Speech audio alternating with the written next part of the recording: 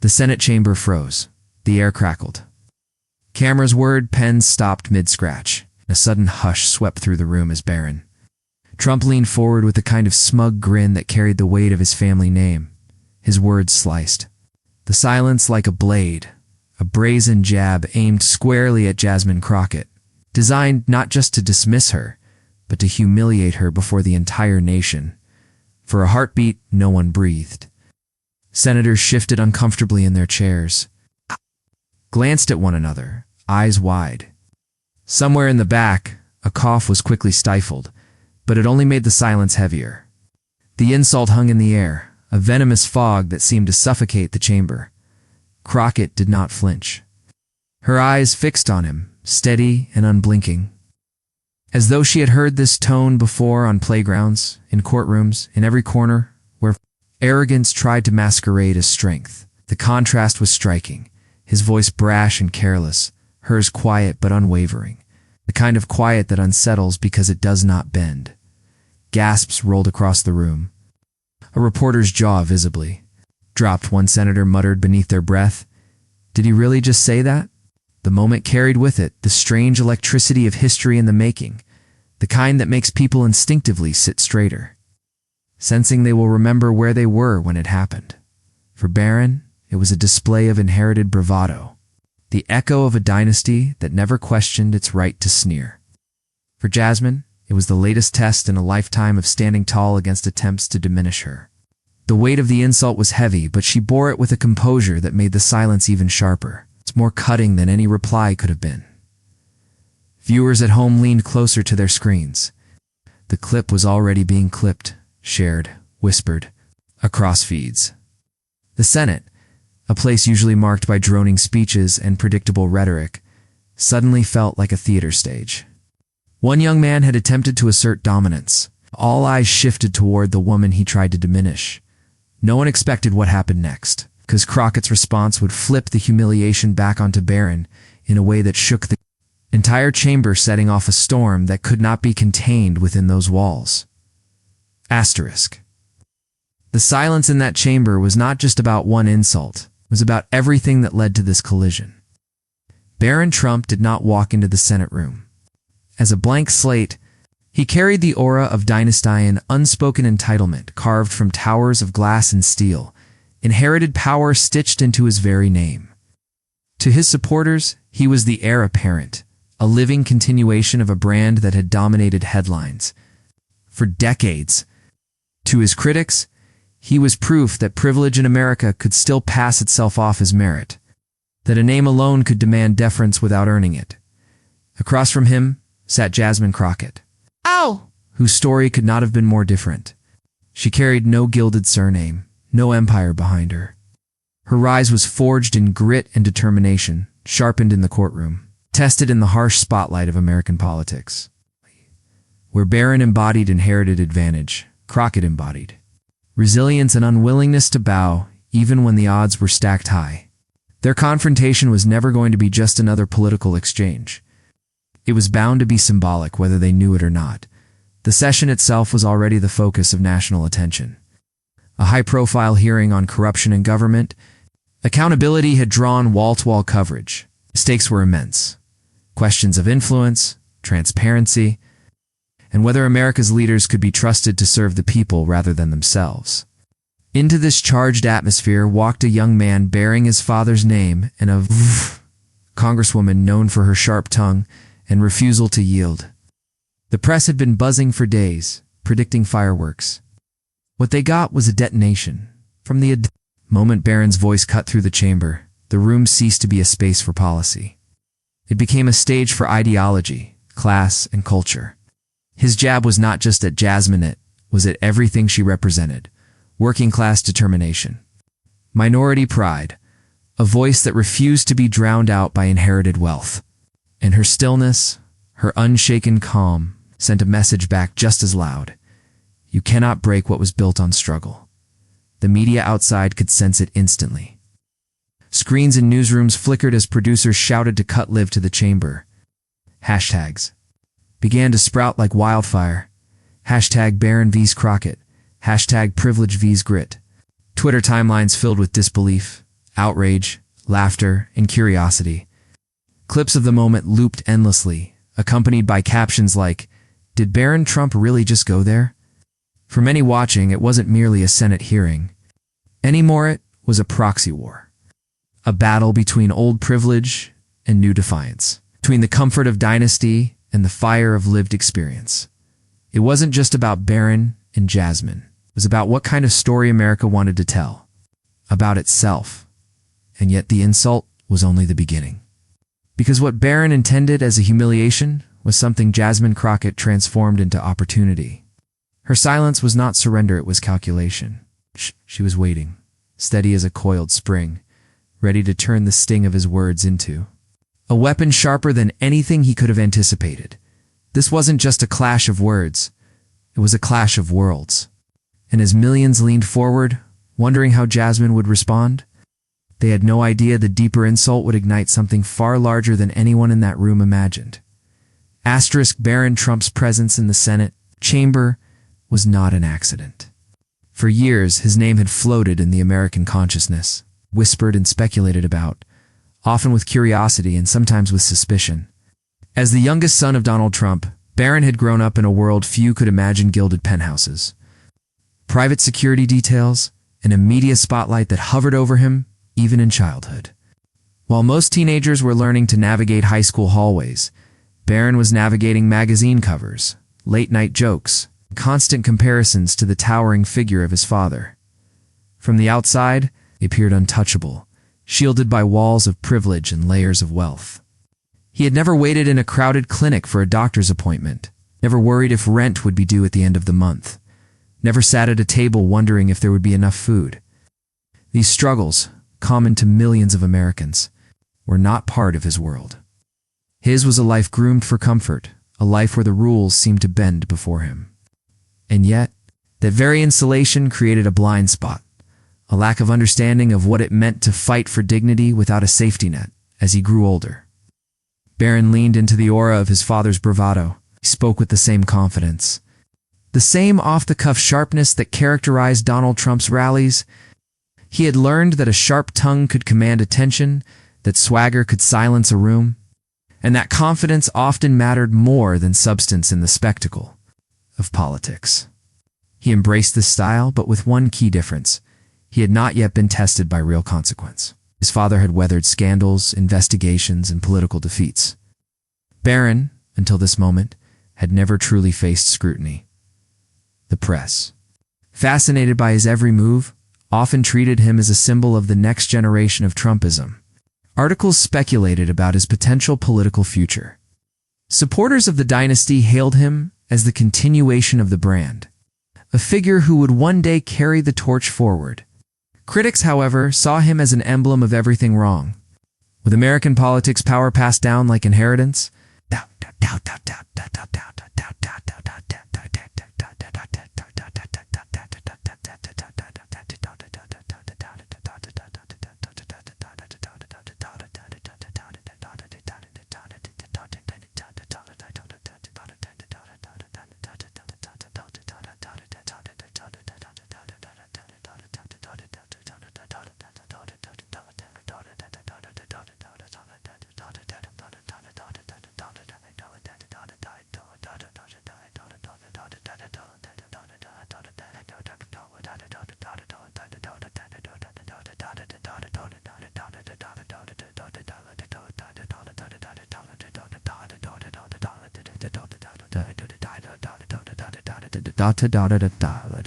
he spoke often about truth, about accountability, about calling things as they are. Yet his credibility rested not on what he had done, but on who he was. His every word carried the weight of his last name, not the proof of his actions. He claimed to champion honesty, but his platform was built on entitlement, the very opposite of merit. To many, it was hypocrisy made flesh, a man preaching fairness from atop a throne he never had to build. And so, when Barron walked into the Senate chamber, he carried himself not as a nervous participant in a high-stakes hearing, but as though the room belonged to him. His stride was deliberate, his smirk practiced. He leaned back in his chair with the casual confidence of someone who had never been told no. He believed his words alone, sharp and dismissive, would be enough to dominate the conversation. But beneath that polished exterior, there was fragility. He was untested, his power unearned, his armor more image than substance. The bravado he wore was heavy with imitation, borrowed from his father's playbook, but lacking the weathered scars that gave it weight. When Barron lashed out with that humiliating jab, it was less about conviction and more about performance, an attempt to mimic the dominance he had seen modeled for him his entire life. The chamber, however, was not a rally stage. The audience was not a crowd of cheering supporters. Here, every word was recorded, scrutinized, dissected. Arrogance could not simply bulldoze over principle, and so with cameras rolling, Barron stepped into the chamber ready to strike. Jasmine Crockett's journey into the halls of Congress could not have been more different from Barron Trump's gilded path. Hers was a story stitched together not from privilege but from perseverance, a testament to how grit and conviction can carry a person from obscurity to the national stage, long before she set foot in the Senate chamber where Barron would attempt to belittle her. Jasmine had walked a road lined with obstacles that demanded resilience, discipline, and an unshakable belief in justice. She grew up in modest circumstances, raised in a world where opportunities were not handed out but fought for. Her childhood was marked by the realities that millions of working-class Americans know too well: tight budgets, long days, the quiet sacrifices of family who wanted something better for the next generation. It was here, in this crucible, that Jasmine first learned to steel herself against adversity. Every insult, every dismissal, every barrier she encountered only sharpened her determination to prove she belonged in any room she entered. Education became her weapon. Jasmine studied relentlessly, pursuing law not for prestige but for purpose. She wanted to defend those who had no one else to stand up for them. In the courtroom, she earned a reputation for being fearless, whether defending civil rights, challenging systemic inequities, or taking on cases that others deemed unwinnable. Her presence was not loud for the sake of noise. It was precise, cutting, rooted in evidence and conviction. Colleagues noticed something unusual. She did not rattle easily. When pressed, when cornered, when attacked, she became sharper, steadier, more dangerous to those who underestimated her. That same fire carried her into politics. Jasmine Crockett entered Congress as an underdog. She was not born into a dynasty, nor did she inherit a loyal machine to carry her forward. She earned every vote through tireless campaigning, speaking directly to communities often ignored by establishment politicians. Her voice, passionate, unfiltered, unapologetically sharp, resonated with those tired of polished half-truths. She quickly became a lightning rod, praised by supporters for her courage and attacked by critics, who found her unwillingness to bend unsettling. The attacks came swiftly. Commentators smeared her. Opponents tried to paint her as too emotional, too abrasive, or too inexperienced. But every attempt to diminish her only seemed to confirm the threat she posed to entrenched interests. She learned to turn smears into fuel, to meet dismissals with facts, and to use every slight as an opportunity to sharpen her edge. She was not just surviving in politics, she was thriving in the fire, growing stronger with each attempt to silence her. And hearing after hearing, Jasmine demonstrated her skill, asking the questions others were afraid to ask, holding powerful figures to account, exposing contradictions with surgical precision. Viewers watching at home saw in her a rare blend of intellect and authenticity. She was not rehearsed or polished to the point of sterility. She was raw, real, and relatable. When she spoke, people believed she meant every word, because they knew her words were not cushioned by privilege. They were carved from experience. This was the woman Barron Trump underestimated. To him, she was just another name across the aisle, another opponent to dismiss with a clever jab. But to those who had followed her story, to those who understood the weight of her journey, it was clear that Jasmine was never a woman who could be humiliated into silence. She had faced too much, overcome too much, and stood for too much to be undone by a single insult. The irony was unmistakable. Barron's confidence came from a name he did nothing to earn, Jasmine's confidence came from every obstacle she had crushed underfoot. Every attempt to silence her that only made her louder. The contrast could not have been starker. The heir who assumed respect was automatic, and the fighter who knew respect must be demanded, earned, and defended every single day. Her supporters often said, Jasmine carried herself like someone with nothing to lose. But the truth was even more powerful. She carried herself like someone who had already lost so much along the way and survived. That kind of resilience cannot be shaken by a teenager's sneer or a dynasty's arrogance. And so, when Barron Trump hurled his insult across the chamber, Jasmine did not crumble. She did not snap back with impulsive anger. She did what she had always done. She stood steady, let the weight of the moment build, and waited for the perfect time to strike. What Barron didn't know was that Jasmine had been preparing her whole life for moments exactly like this. The tension in the chamber did not ease after Barron's first jab, it only thickened, pressing down on every corner of the room. What began as a single insult started to unravel into a series of condescending strikes, each one dripping with the entitlement of someone who believed the space belonged to him. Barron leaned back in his chair, smirk tugging at his mouth, and fired again. His words were laced with mockery, not simply dismissing Crockett's arguments, but ridiculing her very presence. "You're out of your depth," he said with a casual shrug, his tone dismissive, almost lazy, as though swatting at a fly. This chamber deserves serious voices, not emotional outbursts. The line landed with a sting. A few senators shifted uncomfortably, their eyes darting between the two figures. Reporters scribbled furiously, sensing history unfolding. Crockett, however, did not bite. She sat perfectly still, her gaze locked on Barron, the corners of her lips hinting at the faintest smile or signal that she was neither shaken nor silenced. Barron mistook her composure for weakness. He leaned forward now, his voice sharper, words coming faster. He mocked her legal background, belittled her rise in Congress, questioned her ability to handle serious matters of governance. Theatrical in his delivery, he gestured with broad sweeps of his hands, mimicking the familiar cadence of his father. It was a performance meant to dominate, to intimidate, to drown out. But Crockett refused to move. Her stillness became louder, then his noise. Her eyes narrowed slightly, not with anger, but with precision, the look of a fighter calculating the perfect counterpunch. Each jab from Barron seemed to bounce off her calm, leaving him more animated, more restless, as though he could not comprehend why his barbs were failing to rattle her. The audience in the gallery felt it too. They leaned forward, caught in the drama of the imbalance. The boy desperate to humiliate, the woman unmoved and unshaken.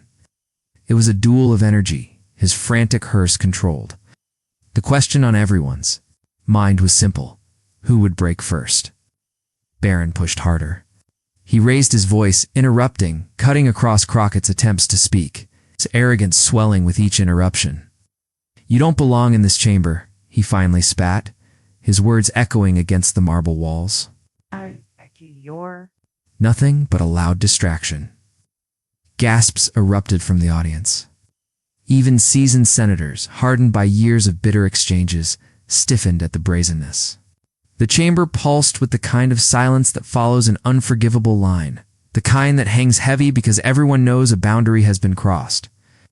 Crockett did not flinch, her hands folded neatly before her, her expression unchanged. To the untrained eye, it might have seemed she was simply enduring the barrage. But to those watching closely, it was clear. She was gathering power in her quiet, letting Barron overextend himself, letting his arrogance dig the very hole he would fall into. And then Barron went too, far unleashing the comment that detonated the room. The chamber quivered under the weight of Barron Trump's last barb, the kind of sneering jab that was meant to end a career, to humiliate with a single flick of dynastic power. His words still hung in the stale air when Jasmine Crockett did. Something unexpected, something electrifying. She didn't move. She didn't even flinch. She let the silence stretch, long and deliberate, till the chamber itself seemed to lean in closer, desperate for her reply. Her eyes, steady and unblinking, locked on Barron's. It was a stare without tremor, one that sliced through the gilded armor of his last name. For a moment, Barron shifted in his seat, his bravado cracking just slightly, as if even he recognized that silence could be sharper than steel. And then she began. Her voice was calm, low, but charged with an authority that filled the room. You know, Barron, I grew up in a world where nobody handed me a microphone. Nobody cleared a stage for me. But nobody told me my voice mattered until I made them listen. You, on the other hand, were born into a spotlight you didn't earn.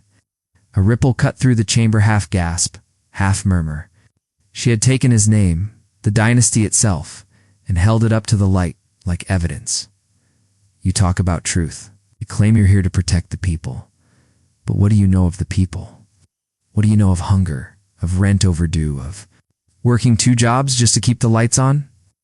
What do you know of clawing your way into a room where they said you didn't belong?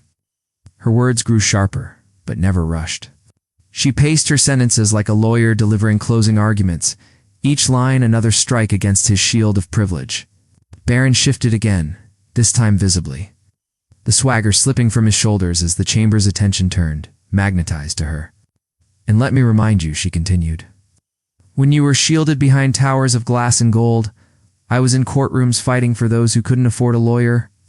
I was walking neighborhoods the cameras never bother to film, standing with the people you and your family only remember when it's time to sell them another promise. Gasps erupted again. Someone in the gallery whispered audibly, "Did she just say that?" Crockett's voice rose now. Carrying the weight of more than her own story, it carried the voices of millions who had never been given a platform, who had been silenced by money and power. You inherited your platform, I built mine. You carry your father's name? I carried the stories of those who never got a headline, who never got a hearing, who never got a chance.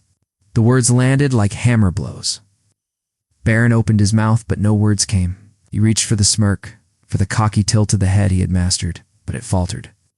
The mask was slipping, and the cameras were catching every second of it. Crockett leaned in, her tone steady but lethal. You call me loud? I'll tell you why I'm loud. Because generations before me were told to be silent. Because women like me were told to sit down, to wait their turn. And because I know silence is exactly what you're counting on. But I refuse to play that game. The audience erupted. Gasps, murmurs, a stifled cheer from the back row before a gavel slammed for order. The energy was unstoppable. Now Crockett wasn't just speaking to Barron. She was speaking to history. And when you try to reduce me, when you call me names, when you use that smirk to dismiss me, know this. Every time you do it, you prove my point. You prove that power without humility is just entitlement. Oh. And you prove that the future isn't. Yours to inherit, it's ours to earn. The chamber shook with the weight of her crescendo. Barron's eyes darted, desperate for footing, but each attempt at retort died before it reached his lips. The confidence that once draped him like a tailored suit now looked like borrowed clothing, oversized and flimsy. Jasmine's final strike came with the precision of a blade. History doesn't remember the heirs who mocked their opponents. History remembers the fighters who stood when it mattered, the ones who refused to be silenced. That's why I'm here. That's why I'll keep standing, no matter how many insults you throw. The silence that followed wasn't empty, it was thunderous. Then came the sound. Applause broke first in the gallery, then spilled into the chamber itself. It was hesitant at first, but grew into something undeniable. A wave of disbelief, admiration, and awe collided into one roaring reaction. Barron's face flushed. His hand twitched against the table, a small giveaway of nerves. He had no clever comeback, no dynasty-forged phrase that could patch the gaping hole she had ripped open. Crockett didn't bask in the applause. She didn't need to. Her presence alone was enough. The way she stood, calm but unyielding, eyes still fixed on him, as though daring him to try again. And for the first time since he walked into that chamber, Barron Trump looked small. The gavel banged for order, but the damage was already done. Cameras caught the flush in his cheeks, the stumble in his breath, the hollow echo of silence where his bravado used to be. Jasmine Crockett had not just answered his insult. She had dismantled his entire foundation in front of the nation. The chamber had seen 100 fiery exchanges, 1,000 sharp words, but this was something different. This was a moment that would travel beyond those walls, hit to headlines, into homes, into history. And as Jasmine Crockett finally leaned back, her voice calm once more, she delivered the final line that left even her critics stunned. "You wanted a fight? You got one, but let's be clear, you didn't win it." The eruption this time was uncontainable. Barron sat frozen, stripped of the aura he had carried in, while Crockett's words echoed like a bell tolling the end of arrogance. But outside, those walls, the aftershocks were just beginning. The chamber's roar had barely settled before the storm outside those marble walls erupted. By the time Jasmine Crockett left the Capitol steps, her words were already ricocheting across every screen in America. Clips of the confrontation flooded Twitter within minutes, each one racking up tens of thousands of views.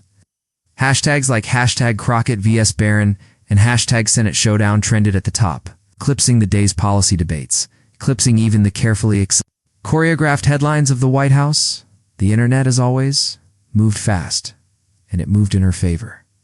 Memes painted Barron Trump as the awkward heir left speechless, his flushed face immortalized in endless loops.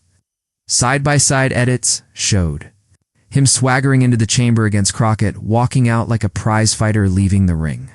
TikTok exploded with remixes, Crockett's mic drop lines set against bass drops, slowed down for dramatic effect, or mashed with clips of boxing knockouts. Teenagers who had never watched a Senate hearing were suddenly quoting her word for word. Late-night hosts piled on, sharpening the sting. One joked Barron Trump thought he was stepping into a debate, but Jasmine Crockett gave him a free masterclass in humility.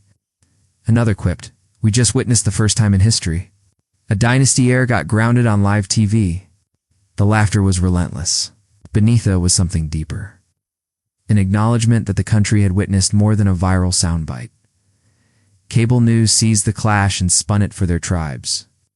Fox painted Crockett as disrespectful, a grandstander chasing clout at the expense of a young man finding his voice. They replayed Barron's insults on loop, framing him as a victim of so-called woke bullying. But on MSNBC, the tone was electric. Anchors hailed Crockett's composure, her courage, her refusal to bow to the weight of privilege. CNN panels argued over strategy. Was it calculated brilliance or raw instinct? But all agreed it was unforgettable. Commentators branded it the takedown of the decade. Editorials hit the presses with headlines like "Crockett stands tall against dynasty arrogance" and "A new standard for political courage." Some called it a generational shift, the passing of the microphone from the gilded heirs of power to those who had fought tooth and nail for a seat at the table. But the reaction wasn't confined to pundits or politics. In living rooms, barbershops, college dorms, union halls, her words were replayed, dissected, celebrated. Working mothers shared the clip, writing, "She spoke for us." Finally, immigrant families passed it around WhatsApp groups, proud too. "See someone stand unafraid against the weight of privilege?" Students scribbled her lines on protest posters. Even celebrities weighed in, actors, athletes, musicians praising her courage, or amplifying the moment beyond politics into culture itself. And Barron? He became a symbol of the opposite. Silence, his stammer, his vanishing smirk, captured forever in high definition, became shorthand for entitlement, meeting reality. To millions, he represented the fragility of inherited power, the hollowness of bravado when stripped of its armor. For Jasmine Crockett, the aftermath was more than applause. It was validation, proof that standing tall mattered, that her voice could pierce through the noise of spin and smear. She wasn't just a congresswoman anymore. She was becoming something bigger, a voice of courage in an age of cynicism. A fighter who turned insults into inspiration. As the headlines piled higher, as the memes spread wider, one thing became clear. This wasn't a fleeting moment. It was a cultural reckoning, a reminder that authenticity could still cut through the fog of dynasties and spin machines. But Crockett wasn't done. She turned humiliation into something bigger. Universal lesson. The chamber's roar had barely settled before the storm outside those marble walls erupted. By the time Jasmine Crockett left the Capitol steps, her words were already ricocheting across every screen in America. Clips of the confrontation flooded Twitter within minutes, each one racking up tens of thousands of views. Hashtags like hashtag Crockett vs. Barron and hashtag Senate showdown trended at the top, eclipsing the day's policy debates, eclipsing even the carefully choreographed headlines of the White House. The internet, as always, moved fast, and it moved in her favor. Memes painted Barron Trump as the awkward heir left speechless, his flushed face immortalized in endless loops. Side-by-side edits showed him swaggering into the chamber against Crockett, walking out like a prizefighter leaving the ring. TikTok exploded with remixes Crockett's mic drop lines set against bass drops, slowed down for dramatic effect, or mashed with clips of boxing knockouts. Teenagers who had never watched a Senate hearing were suddenly quoting her word for word. Late-night hosts piled on, sharpening the sting. One joked, Barron Trump thought he was stepping into a debate, but Jasmine Crockett gave him a free masterclass in humility. Another quipped, we just witnessed the first time in history. A dynasty heir got grounded on live TV. The laughter was relentless. But beneath it was something deeper. An acknowledgement that the country had witnessed more than a viral soundbite. Cable news seized the clash and spun it for their tribes. Fox painted Crockett as disrespectful, a grandstander chasing clout at the expense of a young man finding his voice. They replayed Barron's insults on loop, framing him as a victim of so-called woke bullying. But on MSNBC, the tone was electric. Anchors hailed Crockett's composure. Her courage, her refusal to bow to the weight of privilege. CNN panels argued over strategy. Was it calculated brilliance or raw instinct? But all agreed, it was unforgettable. Commentators branded it the takedown of the decade. Editorials hit the presses with headlines like Crockett stands tall against dynasty arrogance and new standard for political courage. Some called it a generational shift, the passing of the microphone from the gilded heirs of power to those who had fought tooth and nail for a seat at the table. But the reaction wasn't confined to pundits or politics. In living rooms, barbershops, college dorms, union halls, her words were replayed, dissected, celebrated. Working mothers shared the clip, writing, "She spoke for us." Finally, immigrant families passed it around WhatsApp groups, proud to see someone stand unafraid against the weight of privilege. Students scribbled her lines on protest posters. Even celebrities weighed in actors, athletes, musicians praising her courage, amplifying the moment beyond politics into culture itself. And Barron? He became a symbol of the opposite.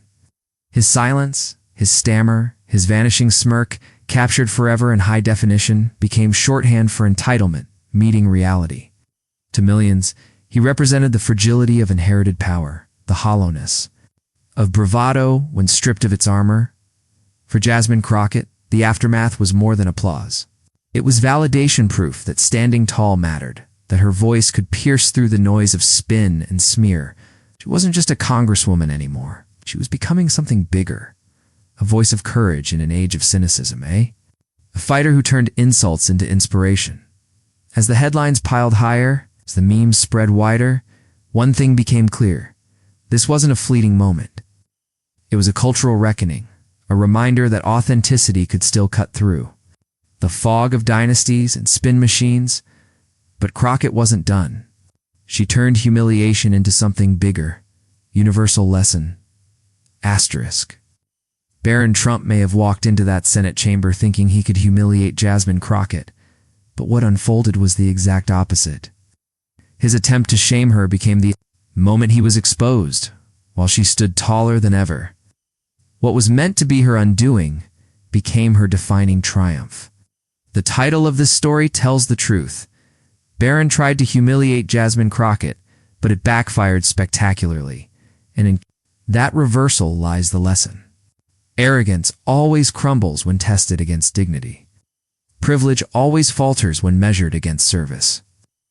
The dynasty name may open doors, but only character keeps them open. Quote.